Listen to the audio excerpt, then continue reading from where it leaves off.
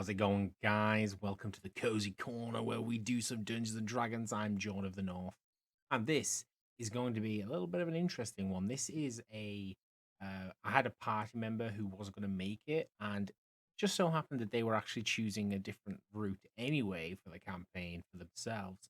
So I actually recorded a one-on-one side mission kind of thing, and that's what you're about to see. Really interesting, so fun. This character is like a homebrew medicus, which I'd never heard of, but we're kind of figuring it out and we're going with the flow, and a lot of improvisation here. Really fun, really exciting. Hope you enjoy it, and I'll see you in there.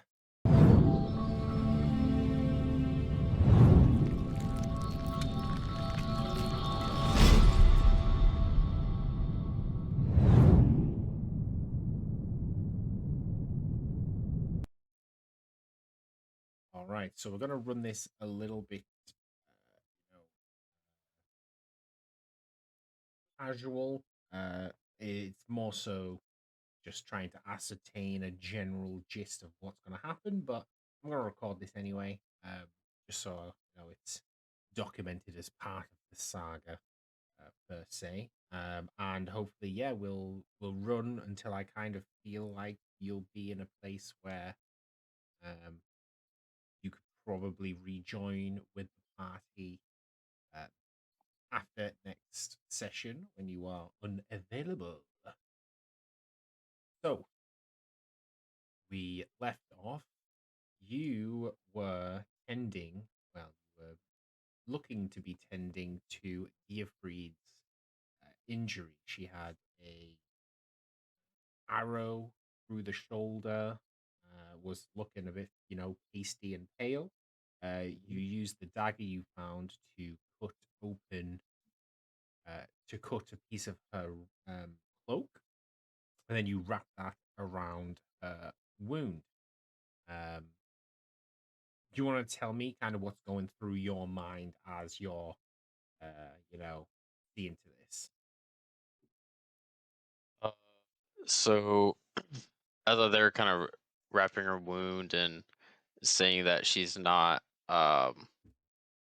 doing better, and as I realize that everyone has left, just her and I, the thought passes through me of uh, a wise tale that was told to me from my homeland, um, that certain deeds need to be done, and sit there contemplating. Uh, with my hand shaking with the dagger, like I can do this. I can do this. I can do this. As I see her slipping away, or what looks like slipping away. Yeah, so almost like sensing this kind of energy around you. You're almost like not even looking at her, you're looking through her at this point. But she kind of senses this energy, even though she's feeling quite weak. And Geoffrey reaches out and puts her hand over your hand, um, like on your wrist, the hand with the dagger, Mhm. and it says, "What pains you, good sir?" Uh, as she puts her hand on my wrist and asks what pains me, I have a flash of the past of my family suffering, what seems like the world falling apart around me. And uh, as that happens, I black out and stab her. As your dagger penetrates her, she lets out a weak moan, and you look into her eyes as it seems like you're looking to see what death kind of looks and feels like, and her eyes soften, and her hand reaches up towards your mask, and she places her hand like on where your cheek would be, and she with her dying breath, she breathes out, and her eyes just glaze over. Her head rolls back, and she is now dead. She slumps in your arms. As I see the life leave her, and I realize that my dagger's in her chest. I quickly pull it out, and this is like, what have I done? I'm supposed to heal people, not hurt them.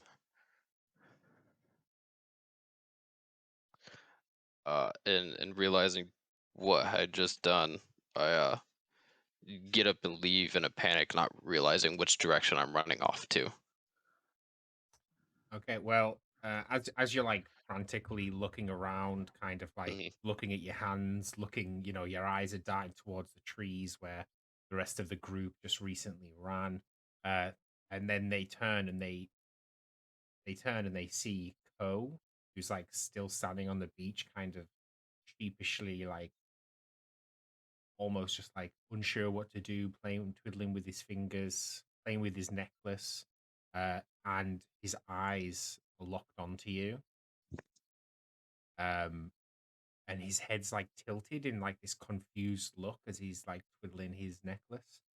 And obviously, seeing that, you kind of dart off, um, dart off to the left, just like running as fast as you can.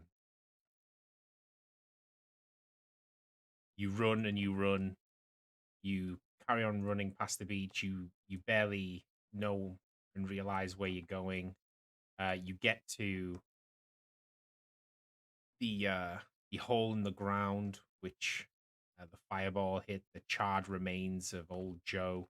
You keep running, and after about 20 minutes of running, you come to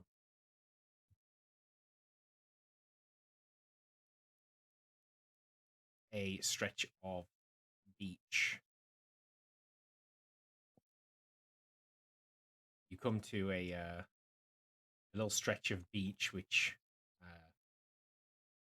is like a big dead end, but you keep running along this stretch of beach until you hit this dead end, and you drop to your knees, uh, like kind of by the sea, in between the sea and like a big like rock face that towers above you.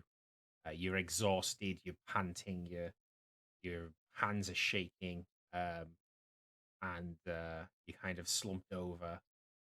Um, what's racing through your mind as you like try to get your bearings about? As I'm slumped over, listening to the waves crash into the beach, uh, I think back to my childhood and my family and the happy days, and think back to the church I used to attend to my God that I had always prayed to and thought mindful of. And in an attempt of uh, self relief, I try making a prayer and hopes that what I had just done relinquishes my guilt.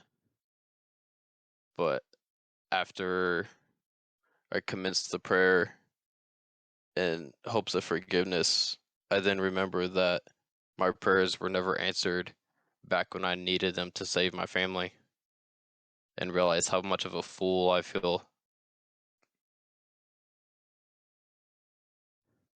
Okay, well, some quite a long time kind of passes, uh, but you kind of I think you zone out, and uh, after about an hour passes, you just realize that like every 5 minutes or so, there's been like this beeping noise coming from pretty much right next to you. Um, but you only kind of really recognize that when you start to feel that the water is actually like all around you at this point. Like you you've got about 2 or 3 inches of water splashing. The waves are hitting you. Almost it feels like the tide's coming in, or like the water is like moving in, but it seems at like quite an unnatural pace. That this water's kind of edging in.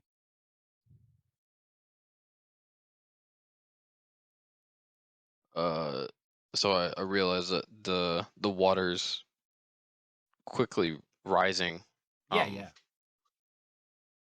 okay.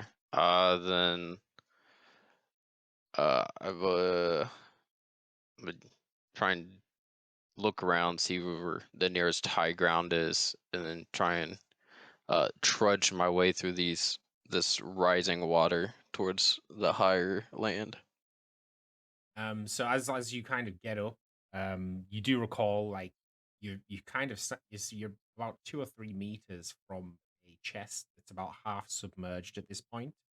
You recognize it as one of the chests that's kind of been having loot scattered around, and you do recognize like this chest has it probably has some form of loot in it. Um, if you wanted to, you know, investigate, or if you want to get away from the water, that's also an option. Yeah. I'm gonna go ahead and go in and investigate it. Thinking back, realizing that I should take this small chance that I have to try and grab what's in that chest. Okay, so you head over to the chest. Um, you are able to, easily work it. You've seen enough of these now, and kind of feel like other than the water rising, you don't feel too much urgency. It's still kind of a bit groggy and like confused about what's happening. Um, what kind of like footwear do you have on? Just like kind of commoner boots, like lightweight leather boots. Yeah, so you as like you open the chest, you do start feeling like pressure, like almost like something's hitting you underwater, um, and the water around you is like rippling, but you would think that was the waves. So you're not really sure at this moment what it is, but it does feel like there's something like hitting you in the water or like pressure. It's a bit confusing. Um, you look inside the chest, and inside the chest there is a very large great sword, um, a large two-handed blade. There is a shield, a flintlock pistol. There is a book, and there are there's a little bag with some more assorted um, vials in. After a quick look, and then there's also a like a piece of almost like just like leaves tightly wrapped around a something square looking. Um, but you don't know what it is yet. Okay, yeah. So inside there's a greatsword, a flintlock pistol, a book, a shield, a bag of um, potions, and other assorted like things that you assume are like used for like magic and things. With the knowledge you have, and then a like a square parcel that's kind of covered in like these dry leaves, like a square, almost like the size of a couple of books stacked up together.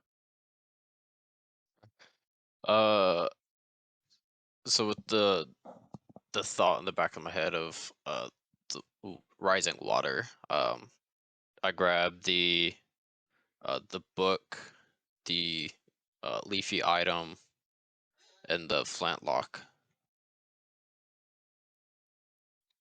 Okay, yeah. Um, as you pull a pistol out, you put it into your, kind of like into your cloak.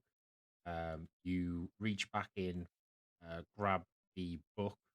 Um, you you don't really have time. There's pictures and things on the front, like just like etchings. It looks quite old, but you don't really have chance to look at it. You put that away, and as you reach back in for the last parcel, you pick up the square looking parcel, and then you feel excruciating pain digging into your ankle, uh, and like I'm talking like this is like some horrendous pain digging into your ankle, and it deals 2 points of damage um, as you are bitten by something within the water. Oof. Uh, so does it have like a grab a hold of me, or You just you like a have sharp pain? you have no idea at the minute. You just feel the Or pain.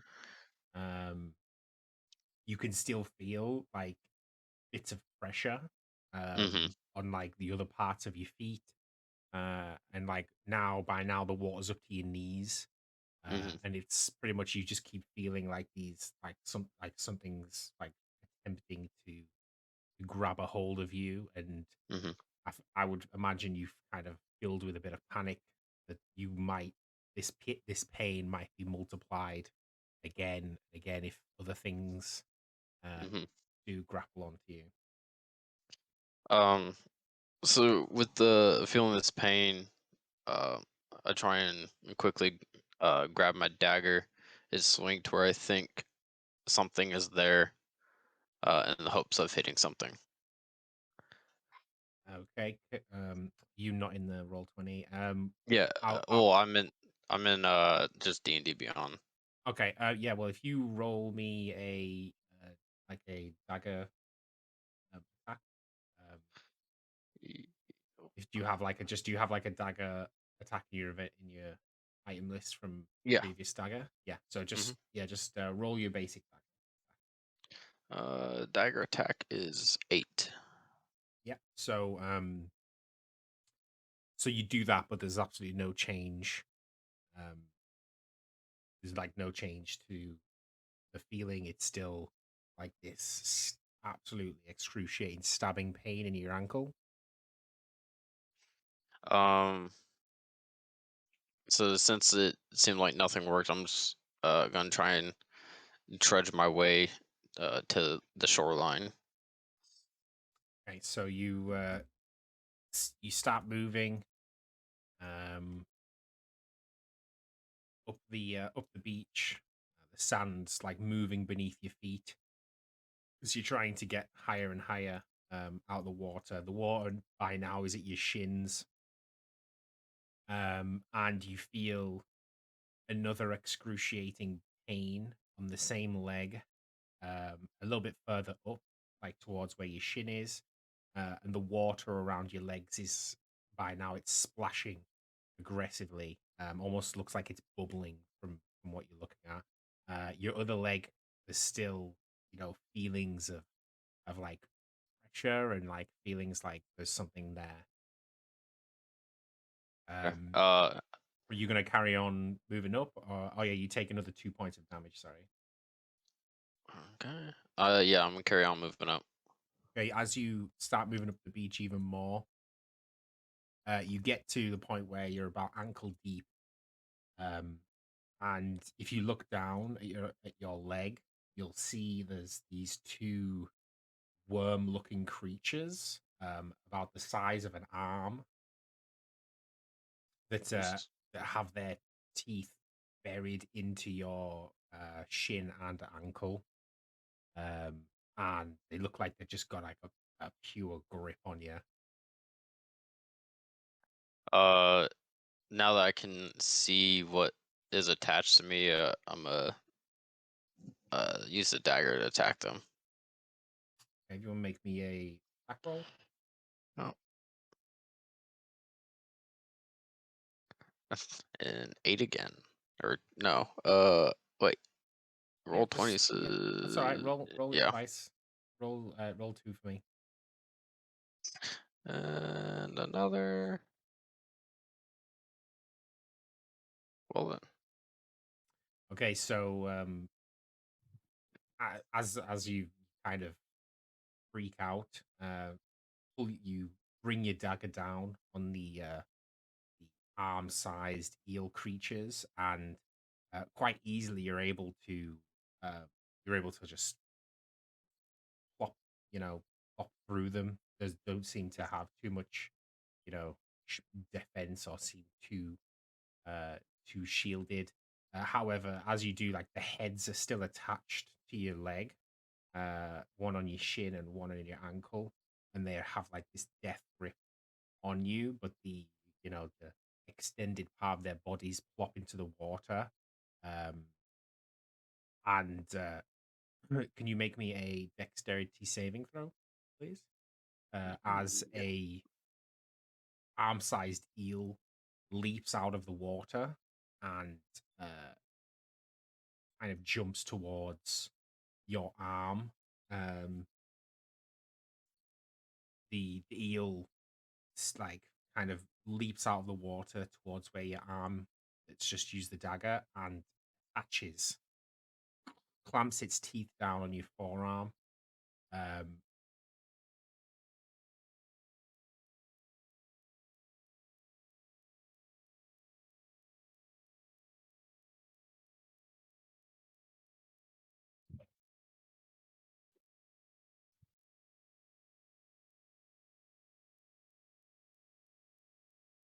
um, Dealing 1 point of damage.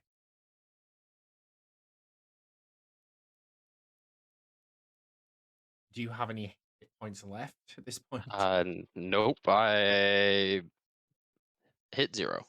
All right, so as it kind of uh, jumps up and grabs a hold of your arm, you uh, you feel like at this point you drop to your knees. The water around you becomes like almost like ecstatic with the intention of a fresh meal, um, and uh, the life starts to slip from you, and your eyes start to close and grow heavy.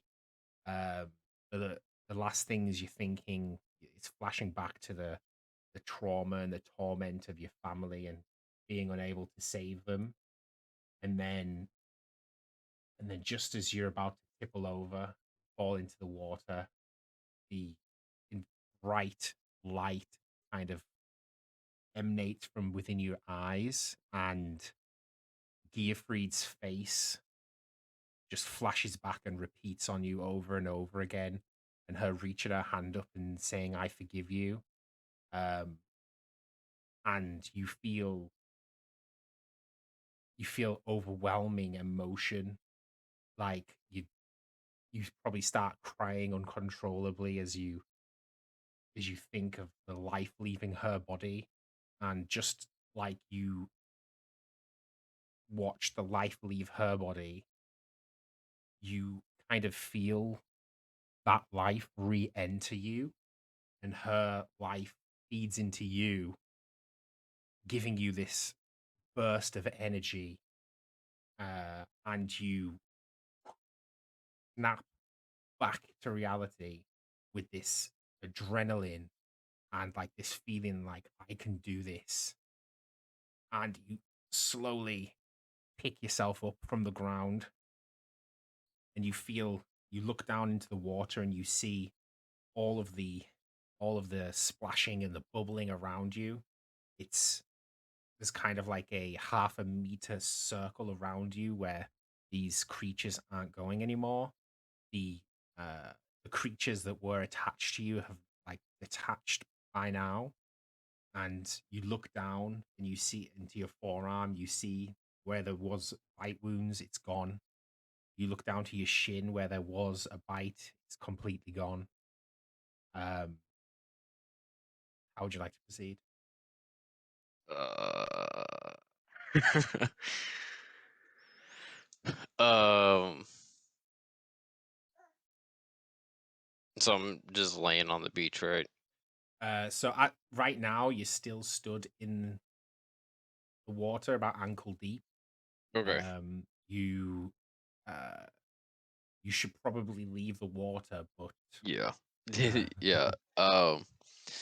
In in the midst of shock, I just wait on trying to figure out what happened and hurriedly run myself to the beach, trying to make sure I get out of the water and stay away from it as much as I can.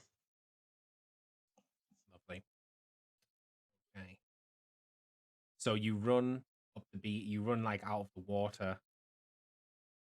Your heart's still absolutely pumping at this point. The adrenaline is kind of crazy. Feeling you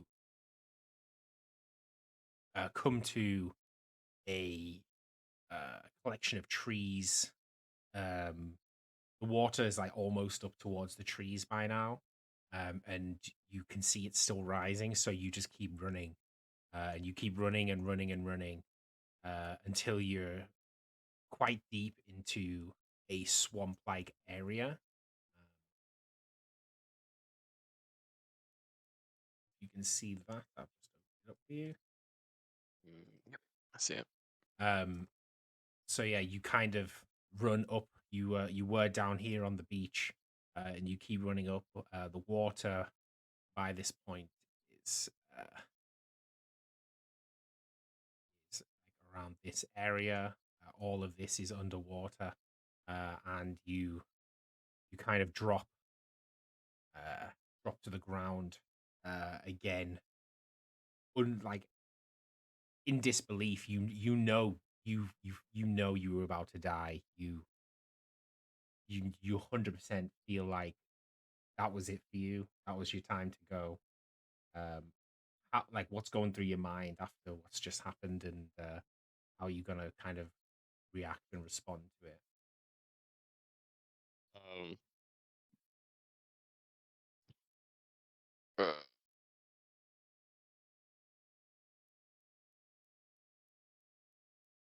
uh, so as I collapse to the floor, trying to catch my breath, um, I'm just still awestruck on what happened and just sit there contemplating what I saw and looking over my body and awestruck of like how I have no wounds, how I felt like I was dying, had died, and now I am mobile, able to run, to breathe. Just kind of sit there and pat myself, um, just trying to understand what happened. So uh, as you kind of like considering what it was like, it you feel kind of you do feel kind of clear understanding of what happened, and um you it's part of you. A darker part of you is thinking one thing, and then the other part of you is thinking another. The darker part of you is thinking that taking someone's life in such an intimate way um, allowed you to kind of get this second chance. Um, but then the other part of you thinks that Gearfried gave her last ounce of energy and life in this world to channel uh, the god of protection, Helm, which is who she serves, her kind of deity, and she so like part of you is really conflicted because uh, you kind of know in the back of your mind that this was you were saved by uh, the forgiveness because she showed the all of the attributes of the perfect follower of her religion. So she was, able to protect you in a time of need uh, after connecting with you and forgiving you. So you don't really understand it because you haven't studied Helm or anything like that, but you know that like the gods you know about don't really do things that are so kind of like savior and like they're much less protective and positive. Whereas from what you knew of her god, which was very little, from her mumblings, you heard her talk about protection quite a lot. But you can kind of understand that you were protected at your direst time of need um, by her and her god. So now you have this like confliction of like almost like debt in a way. Like you feel kind of like perhaps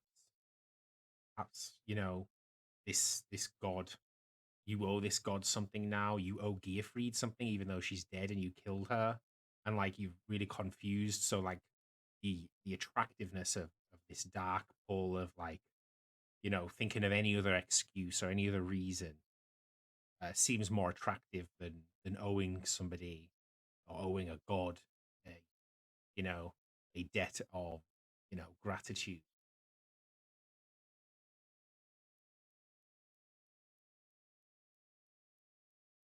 You still feel you can still feel that positive energy that you've seen from her. Like before, when you would look at Gearfried, you would kind of feel disdain and like a little bit like icky at how positive and she seemed. But like you can actually almost feel like a separate entity of like positivity and happiness, like almost coursing through your veins. You're actually at full hit points, and you also have 4 points of temporary hit points as well this time.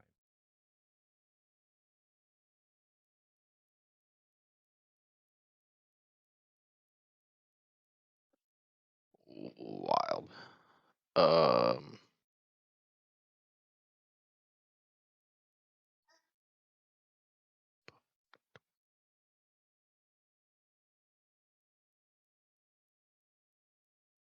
there we go. Uh,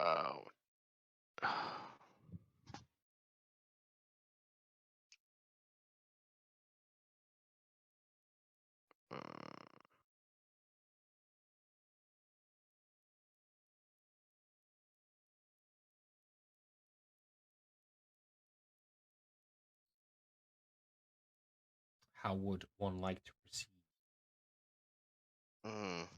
yeah, that I don't know. That's tough.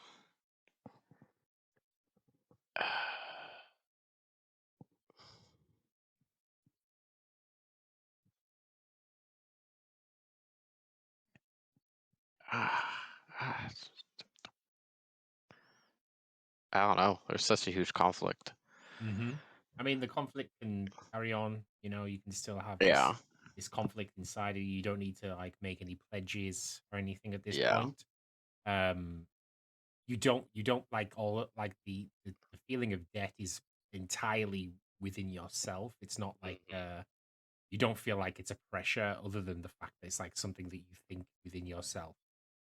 yeah, Um, which kind of makes it even worse because the gift that you were given was selflessly given and was without it feels like it was without conditions, which from your knowledge of any kind of dealings is like so abnormal, because you've heard of people pledging their firstborn for, godly powers, or pledging, blood sacrifices, for pledging, eternal servitude. Like all these things are very common that about, but you've never like you've never come across, a selfless gift from Yeah.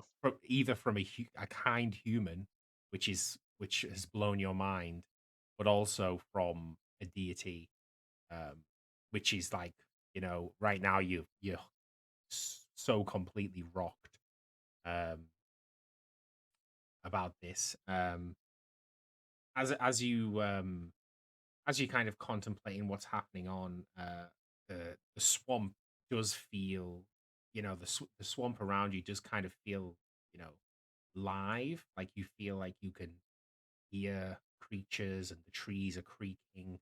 The water is still rising, like it's almost like you like kind of black out in deep thought, and then another 20 minutes has passed and the water gets higher and higher and higher towards you.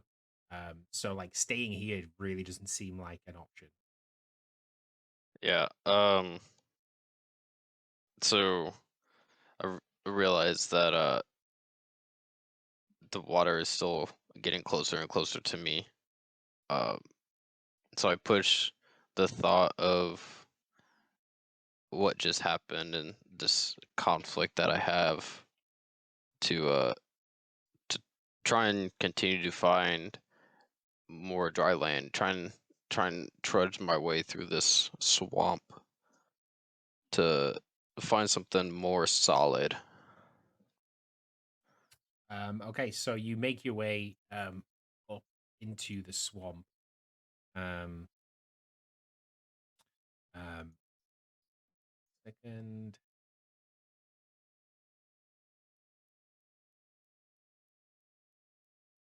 you make your way up into the swamp.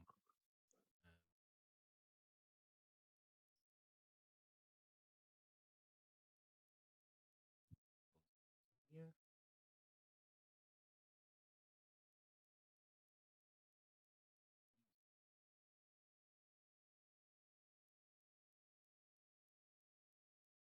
Make your way up into the swamp. Can you see where you're at? Just Yep. yeah, yeah. So you kind of pull up into the swamp, and like it's dense, it's thick. You can hear things all around you. Um, you do hear like a beep from up ahead. Can I have a perception roll?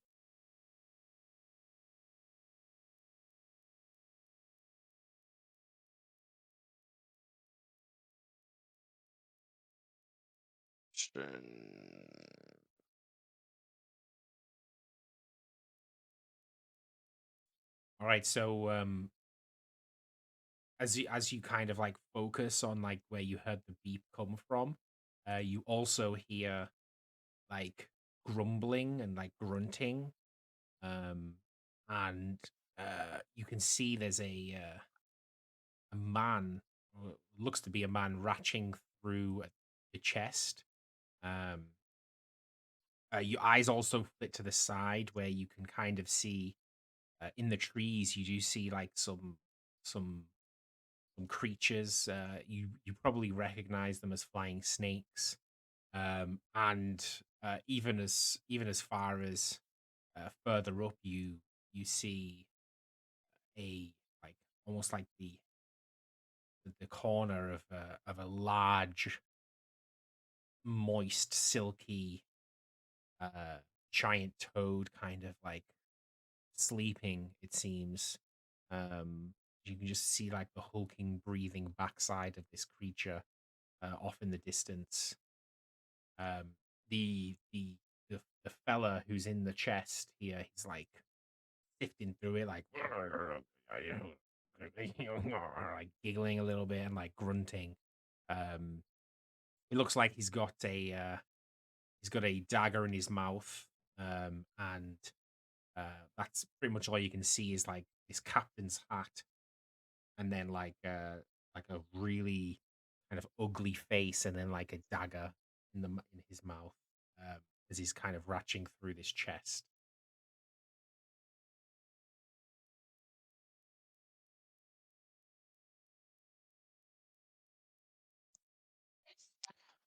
Uh,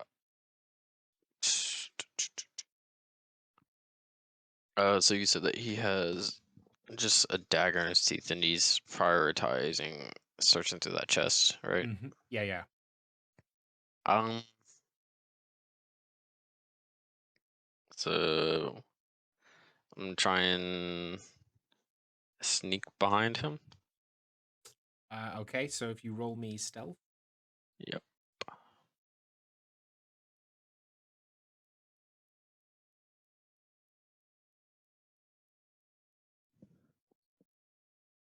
Okay, so you drop as low as you can, um, feeling your way with your feet. Your feet are moving through the underbrush. You make your way into a slight clearing as you go to pass behind some more trees, and the uh, the the man suddenly stops, and then you hear a gunshot as um, a bullet flies into a tree next to you, and you look up and you see that the old man's no longer at the chest, and you hear a voice echo out, "Matey, where do you think you're going, all sneaky like?" Uh, Sorry. Didn't mean to disturb you. I was just trying to get past you without interrupting you. Hmm. I be sensing something inside of you there, sir. Now, how about you come into the opening? I get a good look at you. All right. Come out slow. There's no need for us to engage each other. Okay, so But you slowly step out into the opening. The old man steps out from behind a tree. You did not see him go behind, or you did not have a clue where he was. He was actually much closer to you than you even realized. Like his voice carried, and you didn't think he was in the place where his voice was. He does have. I mean, it looks like his arms raised at you, and if you look close enough, it kind of looks like his arm is a gun. Um, And he's like, "Well, what are we here? What are we? I can't even tell. Are you some kind of monster?" I'm a doctor, sir. Dr. Pyrus Mornspell. Oh, well, I couldn't really tell much, could I, with that mask on? Looks very peculiar. Protect me from the sick. Well, there's a lot of that around here. Uh, Say, why you by yourself? My friends left me, chasing after some bandits. Hmm. Now, that doesn't seem very friendly now. Don't suppose you've found many of these here chests, have you? Afraid not. It's the first one I've seen. Roll deception.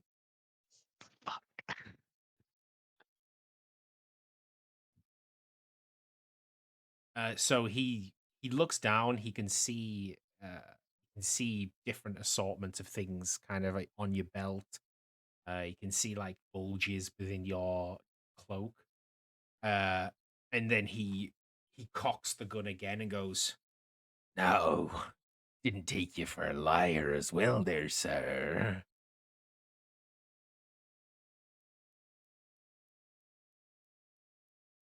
He knows you're lying. Yeah. Yeah, I know. Yeah. Uh,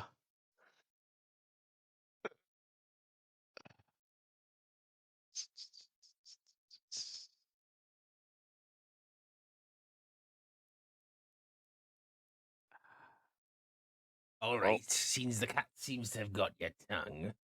Why uh, don't you empty your pockets there on the floor? Let me see what you've got. uh, At this point, he's still got the dagger, kind of in his mouth, and he's talking to you through like with this dagger in his mouth.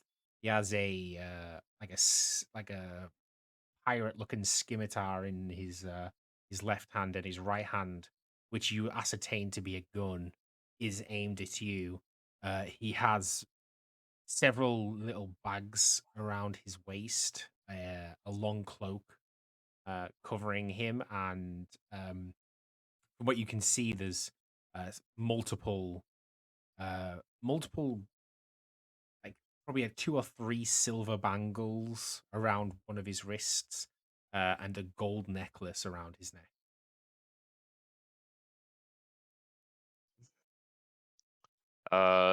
So okay. Uh, Let me get to my stuff, and as I kind of shift through my pockets, slowly grabbing things, I start walking closer towards him. He he doesn't have a problem with that. He's kind of like licking the dagger in his mouth, like. And as you get closer, he looks, he looks pretty old and haggard, but he has like he has this look in his eye, like uh, a look of this of confidence and you know, um, absolute confidence in himself. Okay. Um. You're probably about 10 meters from him at this point. Okay. So, what to do? What to do? What to do?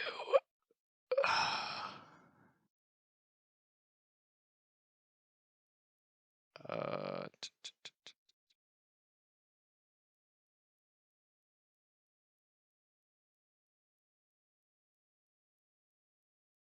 so I am.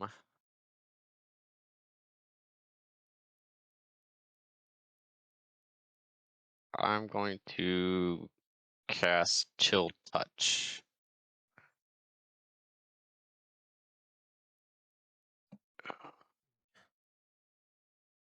May I roll? Yeah, roll chill touch.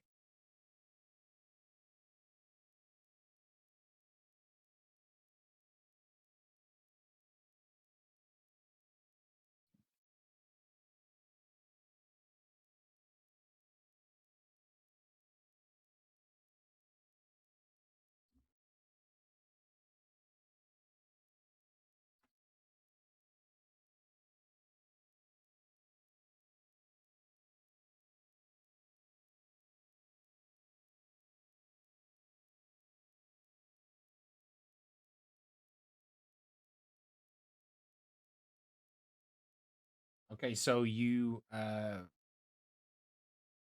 use the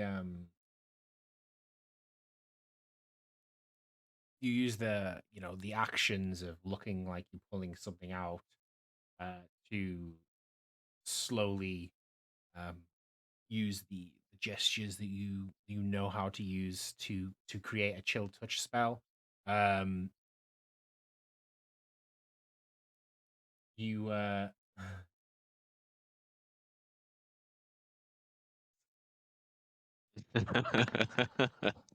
Like it rocked.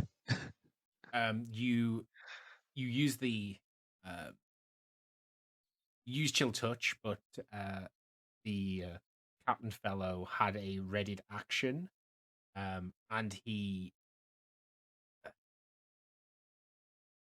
he dashes, um, almost like with a speed that you don't really recognize, especially for this old, frail looking man.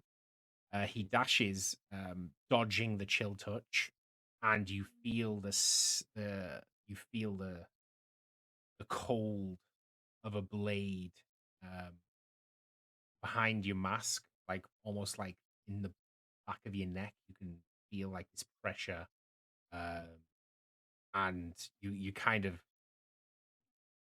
of like a bit. a bit confused Oh because fuck. you're a bit disorientated because of the depth perception of wearing this bulky mask. But this old fella has his blade into the back of your neck, and he quietly mutters, now, there we could have been friends, me and you. Now I might just have to kill ya." Well, I mean, I had to try at least. Got to give me points for that. Can't just take it down lying. He starts coughing, like spluttering, and he's like, you're not wrong. You're not wrong." He says, "You say you were a doctor?" That I am. He goes, "Well, it might just be your lucky day." Um, he kind of like kicks you in your back, and you fall to your knees, flipping around, and then you look up and you see he's pulled back. Uh, he's pulled back his robe, and there's like a uh, oozing like pussy wound along his leg. And then there's an arrow sticking out of the other leg, which you didn't notice before, which makes how fast he moved just before even more impressive. Yeah, Jesus. He says, "How about me and you strike up a little deal for your life?" Mm, can do that. Sounds like you're on the edge of your own life there too. He says, "Come up against words and come out, my friend. Don't try." Oh, I don't doubt that one bit. What kind Uh, of deal you looking for? he spits out the dagger and catches it in the hand with the sword. So now he's got like a dagger and a sword in one hand. He grabs the sword and places it, puts it behind his back, keeping the dagger in one hand, and he drops down to the floor next to you with his legs kind of facing you, and he says, "You patch me up, get me feeling healthy, and I'll give you the share of this loot I don't want, as long as you don't have things I want. And you get to leave with your life. How does that sound, Doctor?" Sounds like a fair deal to me. Um, could you do me a deception roll, just in case you're being deceptive? If you're not being deceptive, you don't need to do I'm a not. deception roll. I was. Oh. Okay. Oh. Um. Well, he doesn't detect any deception from you, but you definitely should be deceptive if that's No, your I intent. was. Yeah. No, I'm not being deceptive. Okay. So you kind of head over to him. Um, you know, he seems he seems so confident that you could do nothing to him and he could kill you in one blow if he wanted to. That Hmm. um that you kind of a little bit like, "I'm not gonna try my luck. All right. I've been given a pretty solid deal here." So he goes, "First things first, show me your goods." He sees like, he sees like you not doing it straight away, and he's like, "Worry, I don't want your talent and your shit, man. I just want to see if you've got the things I need." What things do you need? I can tell you what I have. His face looks frustrated that you're not just showing him what you have. Um, and you kind of notice that he is leaning on his elbow and the gun is still just aimed at you. And he starts like tapping the dagger against his knee, impatient. Well, let me see if I can do something about your legs first. Because what good are you with my stuff if you die out here? Roll persuasion.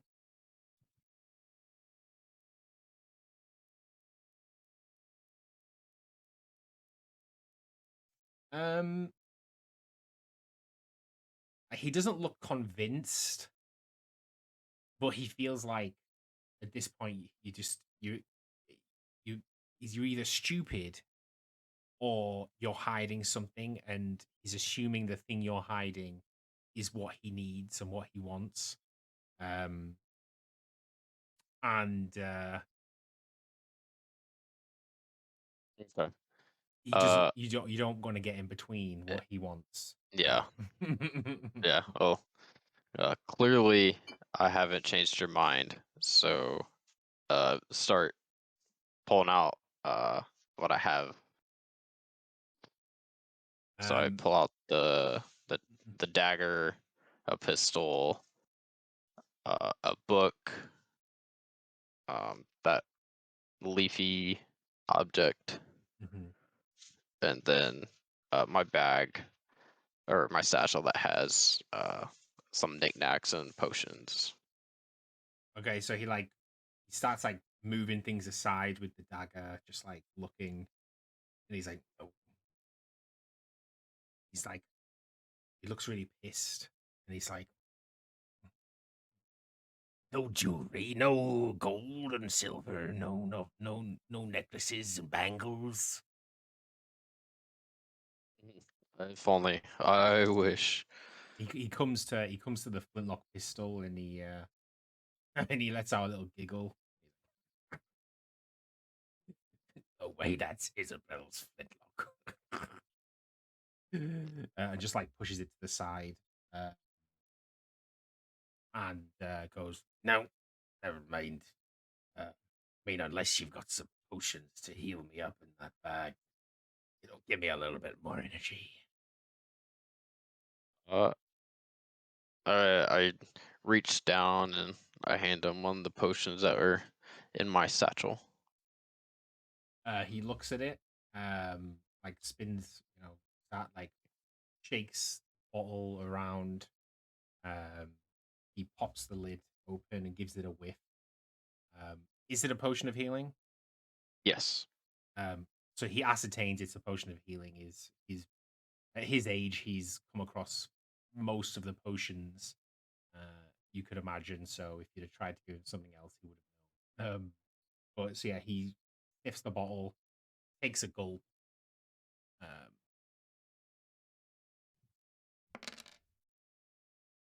and he takes a potion of healing, and he starts to feel a bit better. Um, Feels a bit more, a bit less battered up. Um, and goes, right. About time you get to work on my legs, eh? Yeah. Well, let me see what I can do for you. Let me roll medicine. Mm-hmm.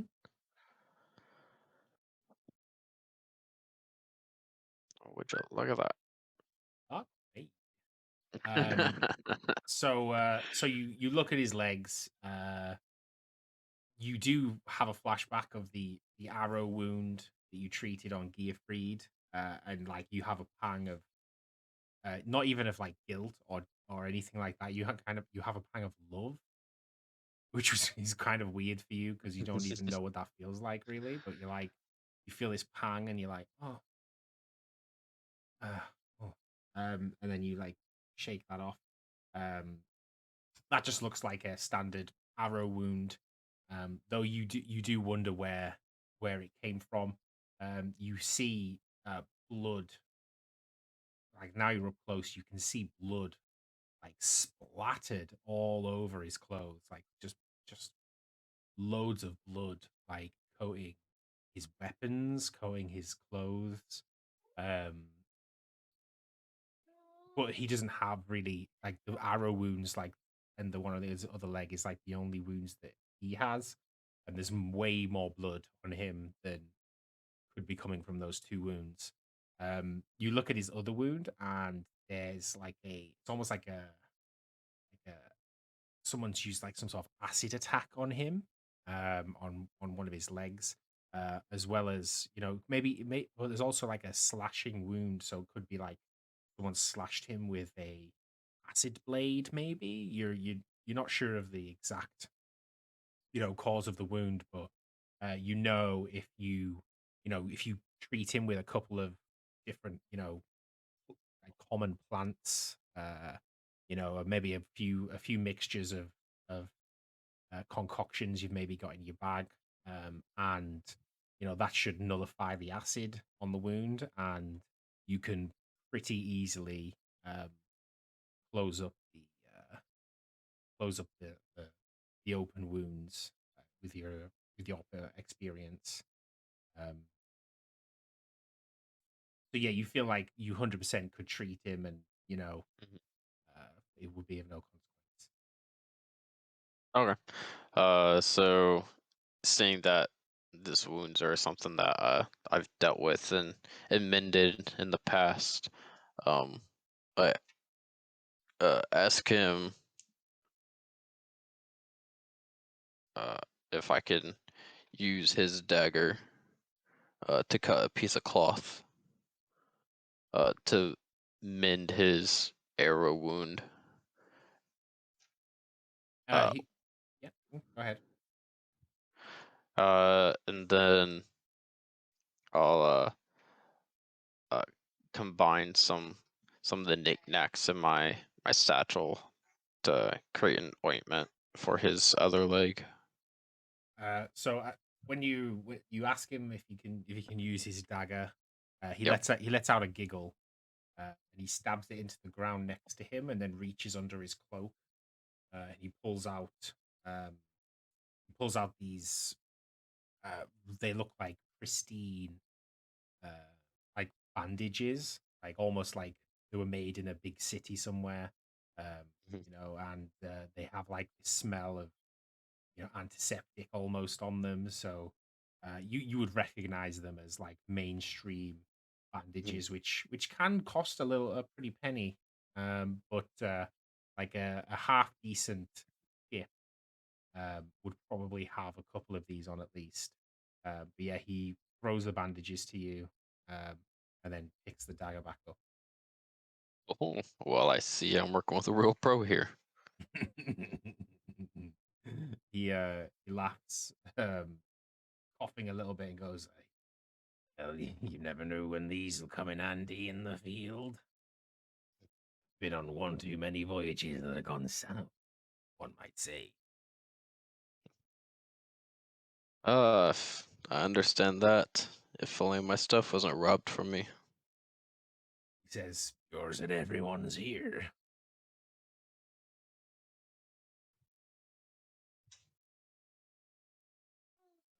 So, um, he hands me the or throws me the bandages. So I start bandaging up his legs and uh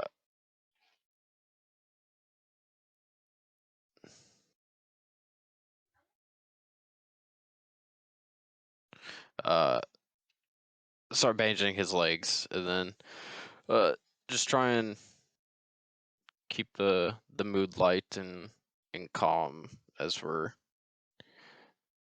uh trying to keep the peace, I guess. Yeah. So well, by this point, you'd run far enough ahead of the water that you felt like you'd have a decent amount of time. But you do kind of sense, off in the distance, like you can kind of hear waves still kind of like edging towards you, probably about 50 to 100 meters away, um, slowly coming, but that's kind of after you've spent about 25 minutes treating his wounds. You've just about finished kind of uh, sewing them up and everything. Uh, and he like pulls out he has his dagger, and he kind of points it towards you, and he goes, "Maybe you should be telling me a little about this party of yours." Well, I don't really know too much about him, to be honest. We all took a job, and or they took a job. I was already on a ship and got poisoned, and next thing we knew, we washed up on the shore. he laughs and he sort of starts to get up, feeling like feeling the way through the repairs on his legs. He does feel quite, he's a bit grateful, that the pain's kind of gone. The acid was just like constant burning for him, and he wasn't enjoying it at all. Um, so he's like, doing a bit of stretching here and there. He says, "Well, washed up's exactly one way to put it." Mhm. He says, "So I suppose you've bumped into some others, have you already?" Uh, bumped and they bumped back. Well, I wouldn't blame them. It's dog eat dog right now. Who was your captain? Good question. Don't remember. You do me a history check. Y- da, da, da.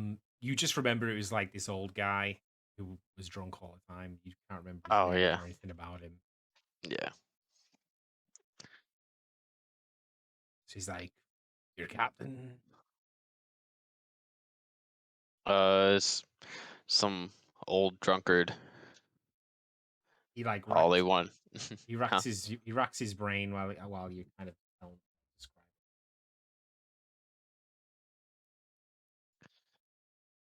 Just some old drunkard that wanted nothing but booze and life, and died chasing after him. it. He's thinking, he's like, "Well, that describes half of the city, man.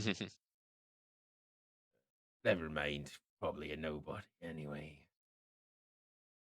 He's like looks at you like inquisitively, and he's like, "You have no idea what's going on here." Afraid not. He like coughs and laughs a bit. Like, "Friend, you've been uh, you've been placed into a what? How could I describe it? A crock of shit. Uh, a tournament per se of entertainment of others."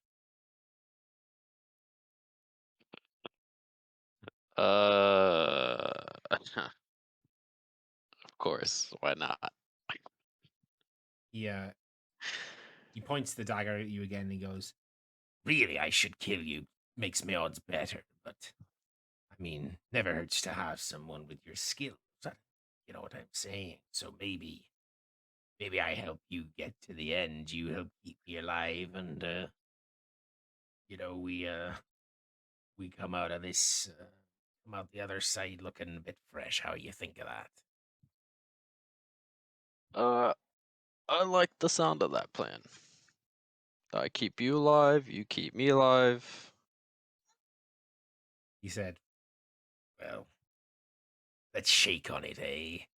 He uh, he holds out his gun hand to you. Um, his arm, as you kind of get a closer look, his arm is like almost like a long gun, but with like thick metal sides, as if it could be used like a sword to protect himself as well. Um, so you couldn't just like chop off his gun arm, but he reaches out this gun arm to you, um, almost like a handshake gesture. Like the handy hand you got there as I reach out my hand to shake. Okay, well, you shake on it. Um, do you have any deceptive intentions? Nope. Okay, well, he doesn't detect any deceptive intentions. Do you want to detect if he has any deceptive intentions? Yes. And could you roll me insight? Insight. Okay, you look into his eyes, and he does seem grateful that you've kind of that somebody's been able to patch him up, and you can tell he values that. So You don't really think that he's being deceptive, and he motions over to the chest um, over there, and he says, um, he says, "There'd be a couple of trinkets in there I have no use for. Mind if I have some of this though?" And he points at like the leafy thing, the leafy package on the floor. Uh, yeah. Uh, go for it. I honestly don't even know what that's for. He doesn't take a second. He like flips open a piece of the leaf, and you can see like beneath, under the leaf, there's like a big thick clump of like this like thick juicy bread. Um, and he like uses his dagger to slice off a few slices of this like this bread like thing, and just start munching, like almost like aggressively eating this bread. Wait, that was bread this whole time. Yeah. What the fuck? he in between mouthfuls he says, "My damn ship got marooned before we had transfer canteen."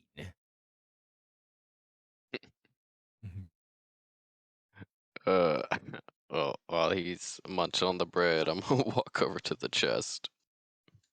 So in the chest, you it's kind of like dim around you. The trees are covering a lot of the daylight, and so if you roll me perception just to make sure you're not blind. Yep.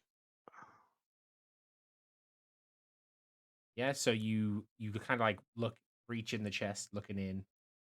You you find a bottle, um, quite a large bottle. It's got a couple of X's on the front.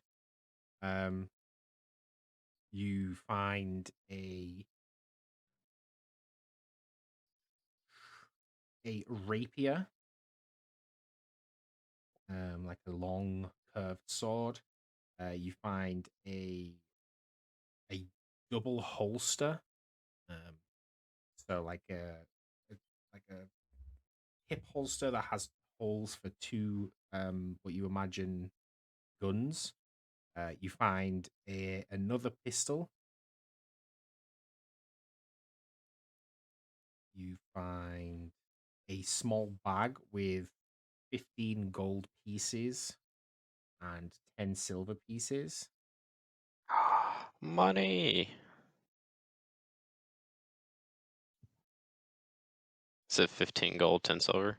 Yeah. Um, as you're kind of sifting through, um, he's still eating, but you can just see his eyes are still kind of on you, and you think he could probably see what you're pulling out, um, of the chest, and then you pull out a large scroll. What looks like a large scroll Ooh. and a small scroll, Uh, but it's already been opened, um, like sliced with a dagger and opened. Um, and it's just like laying on the bottom of the chest. okay. Uh, do I know what these scrolls are used for? So you taking everything out the chest at this point? Like, are you taking Yeah. it all out? Yeah. Okay. So as you're taking everything out, um, you you do you look at the captain's? Do you look at the captain while you take anything out, or do you just take it all out and like, look at the stuff? Uh, I take it out and ask him if there's any of these things that he wants. All right. So you fetch over like a handful of the things to him. He's still sat on the ground munching on the bread. Um, he points the dagger at the small scroll and says, "Well, you should probably read that for starters." kind of interrupted me halfway through, but I got the gist, He motions to the rum, or what you think's rum, the Mm. bottle with three X's on. He motions to it, like pass it over to him. Uh, okay. So I hand him the bottle with the X's on it and begin reading the scroll. Yeah, so he like pops the lid and just starts gulping this rum, washing down the bread. Um, on the scroll, you see written in common. Can you read and understand common? Yes. So the words on the scroll read, "Welcome, contender. You are one of 50 in a battle for your life. The rules are simple. There are no rules. Be one of the final 10 before be one of the final 10 in the final area to survive and claim your reward of glory and riches." Some Hunger Games bullshit. And then in the bottom is almost like it's like almost like a poem couplet, and it says, "You can run but you cannot hide, beware the rising tide."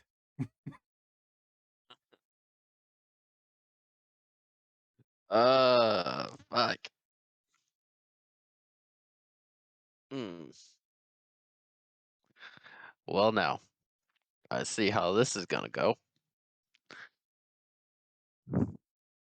Uh, I just turn over to the captain, but do you need any of this? Otherwise, I'll just take it all. uh he he says, "No, this stuff must be from another crew, not mine." He says, "You can keep the gold and silver pieces, but when if we find any more goods, uh,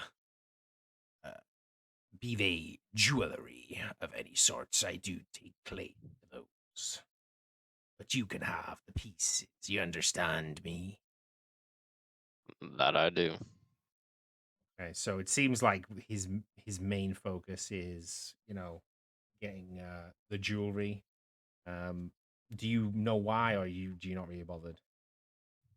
Do you Not just really assume it's for bothered. you assume it's just for the value, or Yeah. After reading that note, the jewelry and all that's not really an importance to me.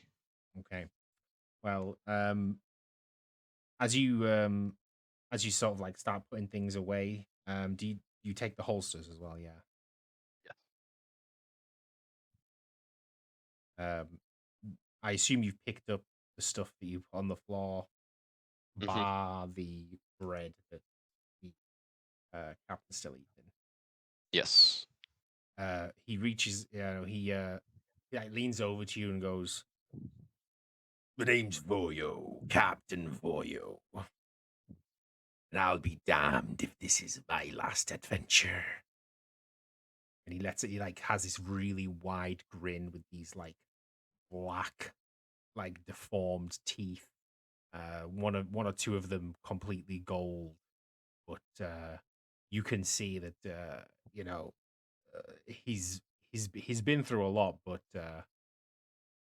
he's he may many maybe peg him to be on his last legs, but will he damn let anybody else